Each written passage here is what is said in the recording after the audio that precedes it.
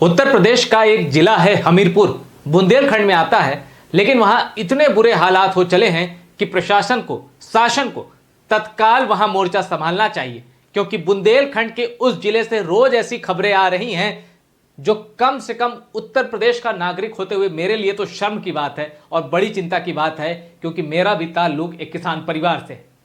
मेरा सवाल है कि शासन और प्रशासन को ये खबरें दिखाई देती हैं, पढ़ने में आती हैं, या फिर वो इंतजार करते रहते हैं कि अगली घटना भी इसी तरह की कहीं ना हो जाए। देखिए क्या हुआ। हमीरपुर में अधेड़ ने जहर खाकर जान दी। बेटी की शादी के लिए नहीं जुटा पाए थे रुपए। 7 जून को तय थी, बेटी की शादी होनी थी, लेकिन इस बदनसीब किसान के पास इतने रुपए नहीं थे कि बेटी की शादी कर पाए, तो उन्होंने अपनी जिंदगी खुद ही खत्म कर दी, जहर खाकर अपनी जान दे दी।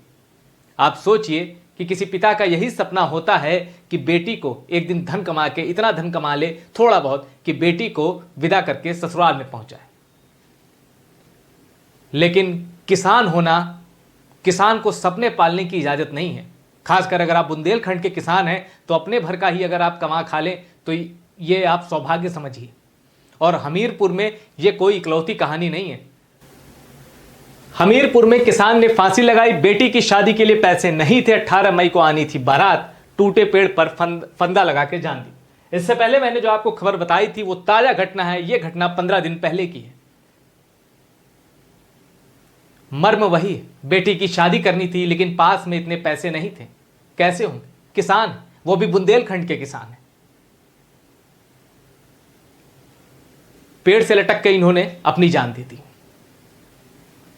अब मैं ये दोनों घटनाएं मैंने ढूंढ के निकाली हैं और आप तक इसलिए पहुंचाई हैं क्योंकि जैसा एक किसान के साथ बर्ताव केंद्रीय कृषि मंत्री शिवराज सिंह चौहान ने किया है, मैं चाहता हूं कि इन दो किसानों के परिवार के साथ वैसा ही कुछ उत्तर प्रदेश की सरकार करे। ये मेरी अपील है उत्तर प्रदेश के शासन से और खासकर हमीरपुर के एडमिनिस्ट्रेशन से। अब शिवराज सिंह चौहान ने क्या किया है और क्यों मैं कह रहा हूं कि जो बर्ताव शिवराज सिंह चौहान ने किया है, जो शिवराज सिंह चौहान ने एफर्ट किया है, वैसा ही एफर्ट इन किसानों के परिवारों के लिए हमीरपुर के एडमिनिस्ट्रेशन और कम से कम उत्तर प्रदेश की सरकार को करना चाहिए। अब शिवराज सिंह चौहान ने क्या किया है वो मैं आपको बताता हूं। ये वीडियो बहुत तेजी से सोशल मीडिया में वायरल हो रहा था। ये महाराष्ट्र के किसान हैं, इनका नाम है गौरव पवार। तो बारिश की वजह से इनकी जो फसल थी, ये मूंगफली की फसल थी, तो ये बारिश की वजह से आप देख सकते हैं मूंगफली का क्या हाल हुआ है। पानी में अब ये किसी काम की तो रहेगी नहीं, तो ये जद्दोजहद कर रहे थे जितनी फसल बची, जितनी मूंगफली बची है उसको समेट के मैं कहीं कर लूं। तो आप देखते हैं ना, एक बदहवास सी मनोस्थिति जब होती है, जब आप कुछ करते हैं लेकिन उस करने का कोई फायदा नहीं है। अब बारिश के आगे ये कितनी मूंगफली बचा पाएंगे? पानी का बहाव इतना तेज था कि मूंगफली बह के चली जा रही थी। तो ये इनके साथ हुआ। अब इनके साथ जब ये घटना हुई, सोशल मीडिया की पावर देखिए, वीडियो वायरल हुआ, तो शिवराज सिंह चौहान केंद्रीय कृषि मंत्री, इन्होंने इस पीड़ित किसान गौरव को फोन लगाया और कहा कि निश्चिंत रहो, एक भरोसा दिया कि जो नुकसान हुआ है उसकी भरपाई हो जाएगी। केंद्रीय कृषि मंत्री ये एफर्ट कर रहे हैं।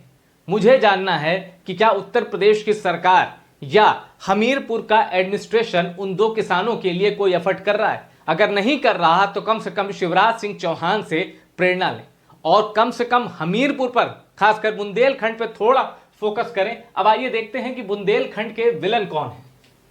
ये देखिए, बुंदेलखंड का हाल। आजादी के बाद 7 बड़े और 50 छोटी परियोजनाएं शुरू हुई मगर पूरा नहीं हो सकी। 550 करोड़ रुपए से बनने वाला एरएच बांध भी अधूरा। अब यह रिपोर्ट 5 साल पहले की मैं आपको दिखा रहा हूं। अब इसमें कहानी शुरू होती है आजादी के बाद की।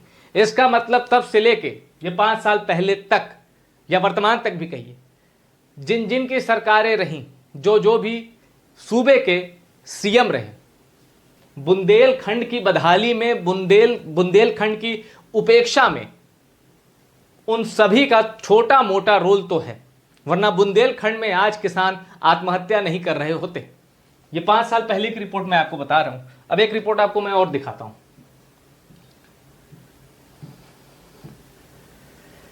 ये 2022 की है, 23 जुलाई 2022 की रिपोर्ट है। बुंदेलखंड को पहली बार 500 करोड़ का पैकेज, विकास की राहें खुलेंगी।